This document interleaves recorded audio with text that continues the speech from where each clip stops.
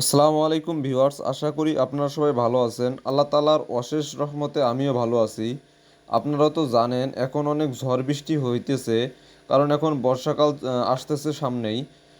এই ঝড় বৃষ্টির কারণে দেখা যায় যে আমার পুকুরের মধ্যে কিছু বাঁশঝাড় নেমে গিয়েছিল, কারণ পুকুরের গড়ের মধ্যেই আমার এই বাঁশের ঝাড়টা।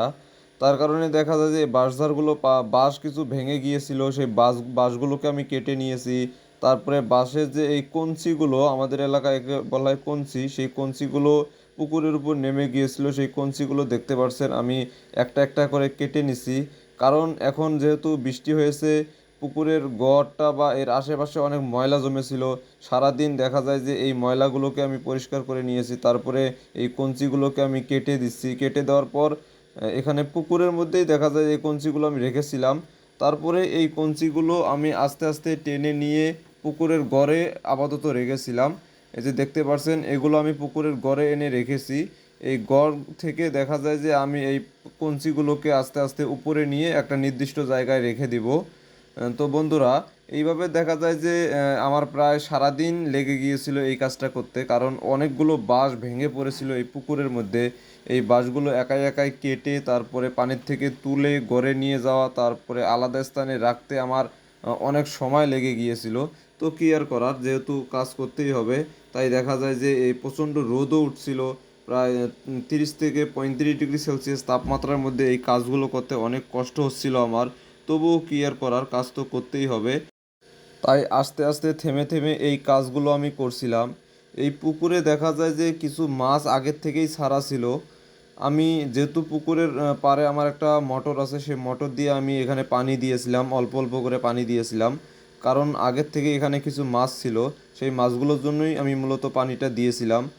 এই পুকুরের মাছগুলো আমরা নিজেরাই খেয়ে থাকি, তাই দেখা যায় এই পুকুরে আমরা ন্যাচারালভাবে তৈরি হওয়া খাবার, যেমন ধানের কোড়া, সরিষার খোল, এইগুলোই আমরা মাছকে খাইতে দেই।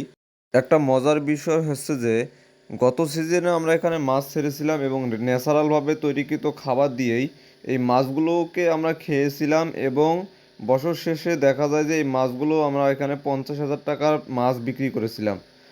তো বন্ধুরা, দেখতে দেখতেই আমার পুকুরের কাজ শেষ। এখন আমি আমার বাড়ির সামনে একটা জমিতে ঢেঁড়স লাগিয়েছিলাম, যার ভিডিও আমি আপনাদের দিয়েছিলাম।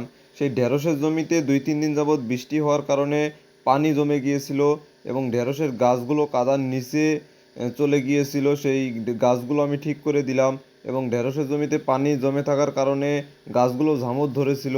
তাই আমি এখান থেকে পানিগুলোকে বের করে দেওয়ার চেষ্টা করলাম, এবং দেখতেছিলাম যে কিছু গাছ পোকায় ছিদ্র করেছে, আবার কিছু গাছ দেখা যায় যে গোড়ায় কেটে দিয়েছে। এখানে ঢেঁড়সের গাছগুলোর পাতা ছিদ্র হয়ে গিয়েছে। যেহেতু এখানে ওষুধ দিতে হবে, আমি ওষুধ দেওয়ার সময় পাচ্ছি না, কারণ বৃষ্টি হচ্ছে, বৃষ্টিতে ওষুধও দেওয়া যাচ্ছে না। তাই অনেক ঝামেলায় ছিলাম। তো বন্ধুরা, আমি বাসায় যাইতেছিলাম, বাসার গেটের সামনে আমার এই আম গাছটা, এখানে দেখা যায় যে কিছু আম পেকে গিয়েছিল। আমি কিছু আম এখান থেকে ছিঁড়ে নিলাম।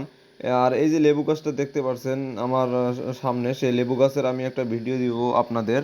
তো বন্ধুরা, আমি এখান থেকে কিছু আম ছিঁড়ে নিলাম। আম ছিঁড়ে নিয়ে যাওয়ার পরে বাসায় গেলাম। বাসায় যাওয়ার পরে দেখতে পাচ্ছেন এখানে আমি গরুর ঘরে ঢুকেছি। গরুর ঘরটা আমি ভালোভাবে ধুয়ে নিয়েছি, গরুগুলোকে আমি গোসল করিয়েছিলাম। তারপরে দেখা যায় যে এই গরুগুলোকে আমি এখন দহন করব, কারণ দেখা যায় এই গরুগুলোকে যদি আমি দহন না করি তাহলে আমার ছাগলের যে বাচ্চাগুলো আছে, এই ছাগলের বাচ্চাগুলোর অনেক কষ্ট হবে।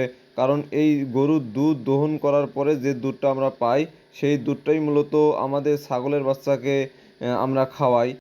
তো বন্ধুরা, ভিডিওটি যদি আপনাদের কাছে ভালো লেগে থাকে তাহলে অবশ্যই লাইক, কমেন্ট এবং শেয়ার করে দিবেন। আপনাদের সাথে আমার দেখা হবে আমার পরবর্তী অন্য কোনো ভিডিওতে। সেই পর্যন্ত আপনারা সবাই ভালো থাকবেন। আল্লাহ হাফেজ।